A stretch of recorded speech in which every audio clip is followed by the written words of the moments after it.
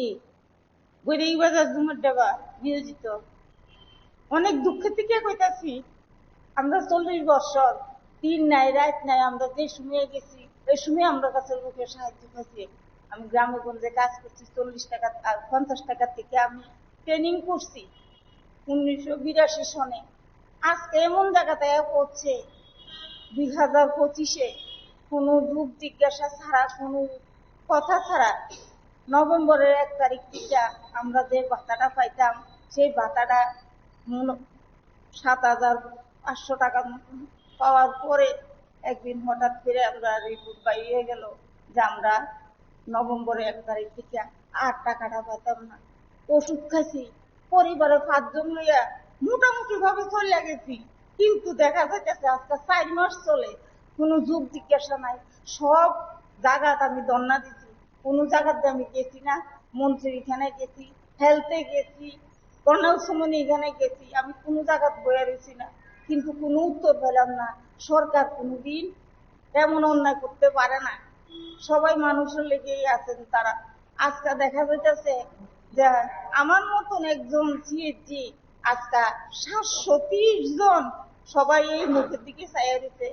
সরকারের কাছে, মুখ্যমন্ত্রীর কাছে দূরে আবেদন যে তেমনিও আমরা এই 60 বছর কথাটা না রাখিয়া আমরা আগের মতন যখন আমরা কিছু টাকা পাইয়া গিয়া, কিছু অর্থ পাইয়া, তখন আমরা কিছু কয়েকটা পয়সা পাইয়া তখন আমরা ঠিকভাবে চলতাম আর পারি।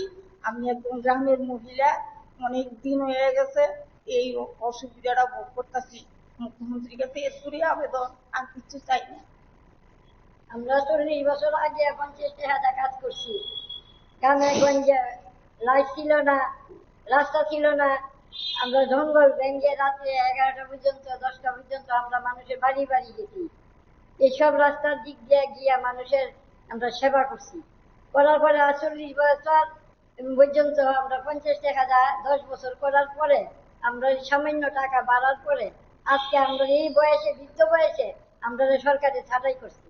আমরা ওষুধ করতে খাই, ভাত করতে খামু, এই চিন্তা সরকারে করছে না। সরকার তো জনগণ দিয়ে সরকার, সরকার যদি জনগণের চিন্তাই না করে তাহলে এই সরকারকে কে করবো? এই কারণেই বলতেছি যে সরকার যাতে আমরা এই বয়সের রোগগুলির জন্য একটু আকর্ষণ করেন, এই আমার বক্তব্য।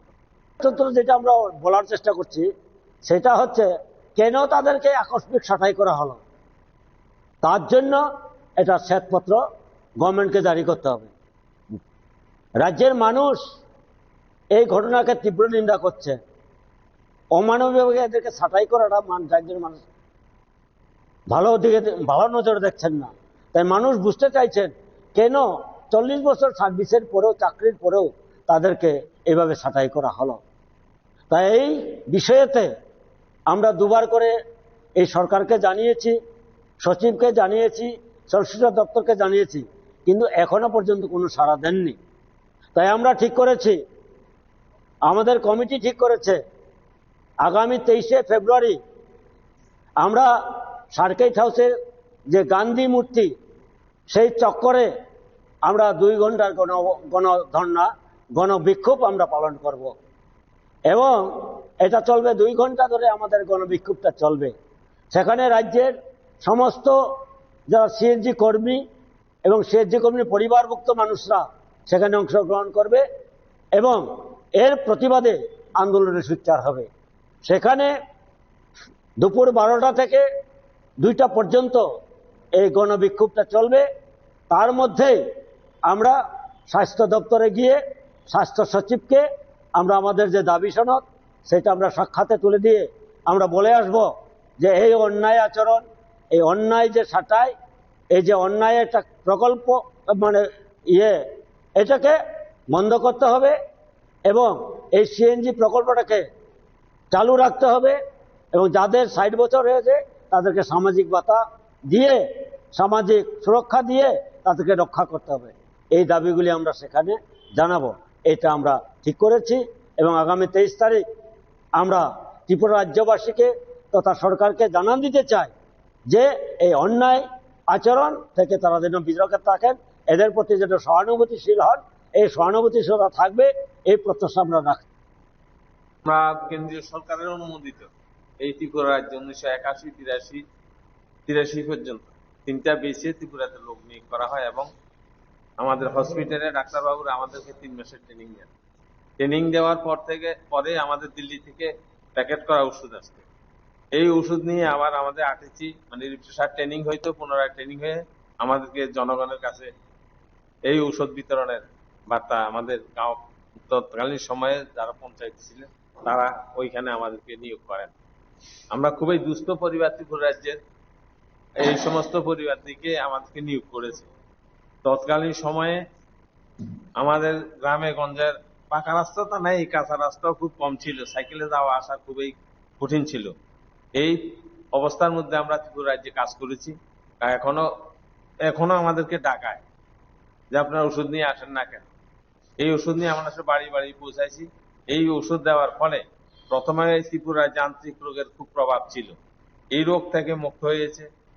টিবি মুক্ত হয়েছে, পালস পোলিও বিকলাঙ্গ যারা হইতো এগুলি মুক্ত হয়েছে, লাইকেশন মা বোনরা যাতে আমাদের জন্ম নিয়ন্ত্রণ থাকে এগুলিও আমরা কাজ করেছি। আমাদের পয়সা দিয়ে গাড়ি করে আমরা মেলাঘর নিয়েছি, আমি মেলাঘরে।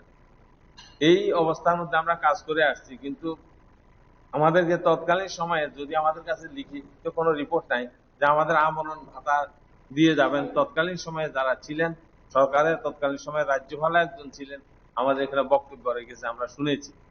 এখন হঠাৎ করে 2025-এর নভেম্বর মাসে 1 তারিখে পত্রিকা দেখি, পত্রিকার মধ্যে দেখতে পাই সিএসজিরা বরখাস্ত হয়েছে। সরকার আমাদের সাথে কোনো আলোচনাও করে। এই যে আমরা 40-45 বছর আমরা এই গ্রামের মধ্যে দুরবস্থার মধ্যে মানুষেরকে যে স্বাস্থ্য সুরক্ষা করেছি, আমরা নিজের পয়সার দিকে তাকাই। আমাদেরকে 50 টাকা করে আমরা 12 বছর কাজ করেছি, এরপর আস্তে আস্তে বাড়ছে। কিন্তু এই সরকার আসার পরে 4 মাস আমরা 6,300 টাকা না 500 টাকা করে আমরা পাইছি 4 মাস। এরপর আমাদেরকে বন্ধ করে দিয়েছে। আমরা খুবই এখন যে দুস্থ পরিবারগুলি আছে আমাদের চিকিৎসার জন্য আমাদের এখন ওষুধ না খেয়ে আমরা এই অবস্থাতে আছি। এবং আমাদের পরিবারগুলির আমরা সাহায্য করতাম, আমরা খুব দিনমজুর, ক্ষেত মজুর। এই পরিবার লোকেরা তৎকালীন সময়ে গরিব চাইয়া নিয়োগ করছেন। এখন আমরা এই বয়সে তার মানুষের মজুরি করতে পারি না। আমাদের ছেলেমেলে আমাদের সংসারকে ওই সময় কিছু সাহায্য করতাম, যাই পাইতাম। এখন আমরা এই সাহায্যের আওতায় নাই। আমরা এই সরকারের কাছে অনুরোধ করব, সরকার যাতে আমাদেরকে পুনরায় আমাদের কাজে যে যতদিন বাঁচি, আমাদের 3000-এর উপরে লোক ছিল। এখন পত্রিকাতে দেখলাম এই সরকার যখন বিবৃতি দেয় নভেম্বরের 1 তারিখ 2025-এ, আমাদের 730 জনের মাত্র কোঠা আছে সারা ত্রিপুরা রাজ্যে। এই মানুষগুলি আমাদেরকে ছাঁটাই করেছে। আমাদের সাথে যদি একটু আলোচনাও করে, তা আমরা এখন পরপর আমরা নিজেদের উদ্যোগে আমরা আমাদের গোর্খাবস্তি 3 জায়গা এবং সিএম এর কাছে দিছি আমরা 2 বার। এরপরে আমরা সবাই মিলে এইভাবে বইয়া মিটিং কইরা আমরা ওইখানে আবার লিখিতভাবে টাইপ করা কাগজ 2 বার দিয়েছি সিএম অফিসে, কর্নেল চৌমনি, গোর্খাবস্তিতে 5 জায়গা, মোট 5 জায়গাতে দিয়েছি। এই 2 বার দিয়েছি, ওনাদের কোনো সদুত্তর আমরা পাইনি। এখন আমরা আগামী দিনে আমাদের আন্দোলন চালিয়ে যাব। তাই আমরা আশা করছি 2026-এর 23শে ফেব্রুয়ারি আমরা গান্ধী মূর্তির কাছে গণ অবস্থান করব।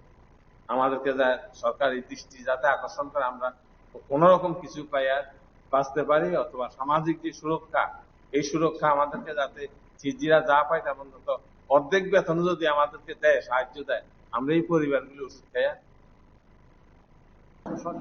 অভিনন্দন। যে আমরা 1984-তে আমরা নিয়োগ হয়, তখন নির্বাচন সরকার ছিল। আমাদেরকে নির্বাচন বলেছিলেন যে আমরা আজীবন আমরা এই পদে বহাল থাকবো। তো তখন গ্রামে কয়েকটা মাত্র 4টা সিট ছিল। এরকম কোনো হাসপাতালে, সেফটি হাসপাতাল ছিল না, এরকম কোনো হাসপাতাল ছিল না। গ্রামে মানুষ সরার জল খাইয়া, নদী নালার জল খাইয়া তখন মানুষ বাঁচত। মানুষ বাঁচবার সুযোগ ছিল না। এই আন্তরিক যখন গ্রামকে গ্রাম মানুষ আক্রান্ত হতো, তখন আমরা ওষুধপত্র লইয়া মানুষের বাড়িতে রাত দিন আমরা কাটছিলাম।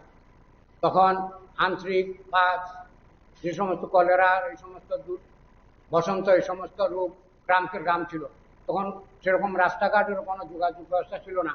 আমরা যে কান্দে করে তখন রুগীরা হাসপাতালে নিয়ে আসতাম আমরা সিএসবিরা আমাদের, এবং যে সমস্ত ওষুধ দেওয়া হইতো আমরা তো অনেক ওষুধপত্র দাম যে ওষুধ যেগুলো কৃমির ওষুধ, এরপরে এরকম ওষুধপত্র অনেকগুলো দেওয়া হইতো যেগুলো আমরা গ্রামে দিতাম, মানুষ উপকৃত হইতাম, মানুষ আমাদের কাছে আসতো এবং আমাদেরকে প্রতি 6 মাস পর আমাদের ট্রেনিং দিত, আমরা মানুষের কাছে আমরা যাইতাম। কিন্তু সেই এরপরে রাজ্যে মুখ্যমন্ত্রী নিবন্ধক সরকার, মান সরকার, দশরথ সরকার, সমীর বর্মা, সুধীর মজুমদার, এরপরে বিপ্লব দেবের সরকার আইল। আমাদের সিএসবিরা 100 বা 80-85 বছর পর্যন্ত অনেকেই কাজ করছেন। আমার বয়সও বর্তমানে 81 বছর।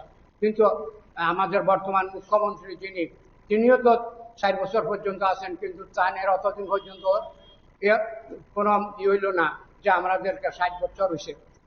আমরা তো সিএইচবি, আমরা স্বেচ্ছাসেবী। সিএইচবিরা যে রক্তদান করে তাদের কোনো রক্ত দান করতে তাদের কোনো বয়স লাগে না, কিন্তু বর্তমানে যে খুব অমানবিক এবং যে অসাধারণ যেভাবে আমাদের মাননীয় মুখ্যমন্ত্রী বিপ্লব দেব বাবু তো ভাবতেন আমাদেরকে ছাঁটাই করতেন, করার নেই, কিন্তু উনিও তো 4 বছরের রাজ্যের মুখ্যমন্ত্রী আছেন, উনিও তখন অতদিন পর্যন্ত উনার বুদ্ধি হল না 60 বছর।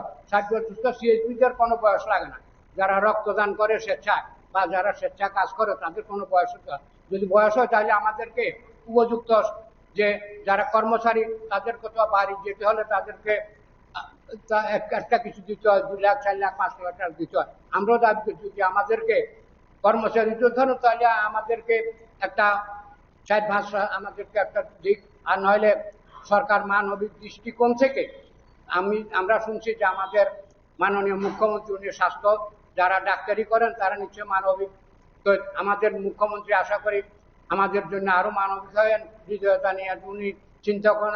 আমরা অনেকেই বয়স হয়ে গেছে, আমরা অনেকে ওষুধ খাই, এবং আমরা যারা সিএসবি যখন আমাদেরকে নিয়োগ করেছে তারা খুব গরিব অংশের মানুষ, তাদের থেকে নিয়োগ করছে, যাদের পরিবারে কোনো চাকরি, অনেক পরিবারে আমরা সিএসবি আছি 90% জনের পরিবারে কোনো চাকরিজীবী নাই, তা আমরা এরকম গরিব মানুষ, হঠাৎ করে আমাদের মুখের গ্রাসটা অমানবিকভাবে মুখ্যমন্ত্রী কেড়ে নিলেন। আমরা মাননীয় মুখ্যমন্ত্রী রাষ্ট্রমন্ত্রীর কাছে বিনীতভাবে উনি মানবিক হয়ে যেমন আমাদের দৃষ্টিটা আমাদের দেখেন, এবং আমরা অনুরোধ করব যদি অনুরোধ যদি কাজ না হয় তাহলে আমরা ধর্ণা বসবো, ধর্ণায় যদি কাজ না আমরা আরো বৃহত্তর আন্দোলনে যাব। এই জন্য আমরা সারা রাজ্যের জনগণের সহযোগিতা আছে এবং সমস্ত কর্মচারী যারা 10,000 আছেন বা সর্বশিক্ষার কর্মচারী আছেন, সব অংশের মানুষের কাছে আমরা সহযোগিতা চাই যে আমরা মানবিক দৃষ্টিকোণ থেকে সবার সহযোগিতা নিয়ে আমরা আন্দোলন গড়ে তুলব। এই আন্দোলনে যদি কোনো কিছু হয় তাহলে এই জন্য সরকার দায়ী থাকবেন। আমি এই প্রথমে আজকে উপস্থিত সাংবাদিক বন্ধুদেরকে ত্রিপুরা হেলথ গাইড যে কমিটি আমাদের এর পক্ষ থেকে অভিনন্দন জ্ঞাপন করি। এটা আপনারা অনেক আগেই জেনেছেন, গত এই 1 November 2025 health guide community health গাইডে যারা কাজ করতেন প্রত্যেকটা গাঁওসভা মিউনিসিপ্যালিটি অঞ্চলের মধ্যে হঠাৎ করে এই 1 নভেম্বর তাদেরকে চাকরি থেকে অব্যাহতি দেওয়া হয়েছে। চাকরি থেকে ডিসকন্টিনিউড কথাটা বলা হয়েছে, মানে সেখান থেকে চাকরি বন্ধ করে দেওয়া হয়েছে। এই বিষয়ে Tripura community health guide workers union এর প্রতিবাদ জানাই, এবং এটা অমানবিক দৃষ্টিভঙ্গি এই গভর্নমেন্টের, যারা 40 বছর ধরে সরকারের নিয়োগের মাধ্যমে তাদেরকে এই রাজ্যের যারা দুস্থ মানুষ তাদের স্বাস্থ্য পরিষেবার জন্য তাদেরকে নিয়োজিত করে, এবং তারা অল্প একটা সাম্মানিক নিয়ে এই রাজ্যের যারা দুস্থ মানুষ, দুস্থ লোক, তাদের স্বাস্থ্য পরিষেবায় সাহায্য করতেন। এটা জানেন সবাই, শুরুতে মাত্র 50 টাকা সাম্মানিক ভাতা দিয়ে তাদেরকে নিয়োগ করা হয়েছিল। তৎকালীন বামফ্রন্ট সরকার এটা ভেবেছিল যে অনেক দুস্থ মানুষ আছেন, গরিব মানুষ যারা আছেন, স্বাস্থ্য পরিষেবা নিজেদের দুর্বলতার জন্য করতে পারে না, তাদের জন্য স্বাস্থ্য যেন ঠিক থাকে, তার জন্য এই পরিকল্পনা গ্রহণ করেন। এটা শুধু ত্রিপুরা রাজ্যের সরকার নিজে ইচ্ছা করে গ্রহণ করেছে তা নয়, এটা ভারতবর্ষের কেন্দ্রীয় সরকারের যে একটা প্রকল্প, সেই প্রকল্পটাকে ত্রিপুরা রাজ্যে তৎকালীন সরকার এটা চালু করেন এবং প্রায় সারা রাজ্যে 3000-এরও বেশি হেলথ গাইড কর্মী এখানে কাজ করতেন। কিন্তু এটা হচ্ছে অত্যন্ত দুর্ভাগ্যের ব্যাপার, যারা 40 বছর ধরে কাজ করছেন তাদের সঙ্গে কোনো পরামর্শ ব্যতিরেকে, তাদের কোনো আগাম কথা না জানিয়ে হঠাৎ করে 1 নভেম্বর একটা চিঠি জারি করে দিয়েছেন এবং তাদের চাকরি থেকে তাদেরকে বঞ্চিত করেছেন। বলা হয়েছে যে 60 বছর ঊর্ধ্ব যারা সিএইচজি কর্মী, হেলথ গাইড কর্মী যারা আছেন, তাদেরকে চাকরি থেকে ডিসকন্টিনিউড করা হলো। এটা তো সঠিক কথা, একটা সরকারি কর্মচারী 60 বছরের অধিক কাজ করতে পারে না, কিন্তু যেখানে 40 বছর ধরে যারা কাজ করছেন, 60 বছরের ঊর্ধ্বেও তাদেরকে কাজ করেছেন সরকার, তো 60 বছরের ঊর্ধ্বে কাজ করার পরে হঠাৎ করে নভেম্বরের 25 তারিখে 1 নভেম্বর 2025-এ তাদের বুদ্ধোদয় হইল যে 60 বছরের পরেও যারা কাজ করেছেন তাদের সঙ্গে কোনো পরামর্শ না করেই তাদের চাকরিটাকে ডিসকন্টিনিউ করা হলো। আরেকটা আশ্চর্যজনক ঘটনা হলো যে একটা লোক 40 বছর কাজ করলো, তাকে যদি অবসর গ্রহণ করতে হয় তার তো একটা সামাজিক সুরক্ষা থাকে। হঠাৎ করে যদি তার বেতন বন্ধ হয়ে যায়, তারা খাবা কি করে, তার পরিবার পরিজন চলবে কি করে? এটা তো আমরা জানি যে প্রত্যেকটা সরকারি কর্মচারীর ক্ষেত্রে হোক, বেসরকারি কর্মচারীর ক্ষেত্রে হোক, তার একটা রিটায়ারমেন্টের একটা সুযোগ সুবিধা, পোস্ট রিটায়ারমেন্ট বেনিফিট থাকে। এখানে কোনো পোস্ট রিটায়ারমেন্ট বেনিফিটের কোনো কথা বলা হইল না, তাদের দিকে তাকানো হইল না, তো ভবিষ্যতে তারা কিভাবে চলবে তার দিকেও তারা লক্ষ্য করলো না।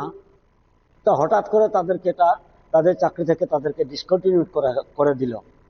এটা অত্যন্ত দুর্ভাগ্যজনক ঘটনা এবং অমানবিক ঘটনা। এটা বলা যায় সিএইচজি কর্মীদের উপর একটা আক্রমণাত্মক দৃষ্টিতে সরকার এই কাজটা করেছেন। ইতিমধ্যে এই হেলথ গার্ড ইউনিয়ন তারা স্বাস্থ্য সচিব সহ অন্যান্য যে সমস্ত সংশ্লিষ্ট দপ্তরগুলি আছে সেখানে তারা মেমোরেন্ডাম দিয়ে জানিয়েছেন যে এটাকে তুমি পুনর্বিবেচনা করো। দাবিগুলিতে রাখা হয়েছে যে সিএইচজি অর্থাৎ কমিউনিটি হেলথ গাইড যে প্রকল্প, এটাকে বন্ধ করা যাবে না, এটাকে চালু রাখতে হবে। অবৈধভাবে সে ছাঁটাই, অর্থাৎ না জানিয়ে যে ছাঁটাই করা হয়েছে, এই ছাঁটাই অর্ডার, এই আদেশ বাতিল করতে হবে এবং যাদের বয়স 60 বছর উত্তীর্ণ হয়েছে কিন্তু 40 ঊর্ধ্ব চাকরি করেছেন, 40 বছরের বেশি চাকরি করেছেন, তাদেরকে সামাজিক সুরক্ষার মধ্যে অন্তর্ভুক্ত করতে হবে। আজকালকে তো বয়স্ক ভাতা, বয়স্ক লোকেরাও তো ভাতা পায় 2000 টাকা। তাহলে যে সিএনজি কর্মীরা এতদিন কাজ করলেন তাদের জন্য সামাজিক সুরক্ষা হবে না কেন? তাই তারা দাবি করছেন যে যারা 60 বছর হয়েছেন তাদেরকে অন্তত সামাজিক সুরক্ষার আওতায় নিয়ে তাদেরকে যেন সাম্মানিক একটা ব্যবস্থা করেন।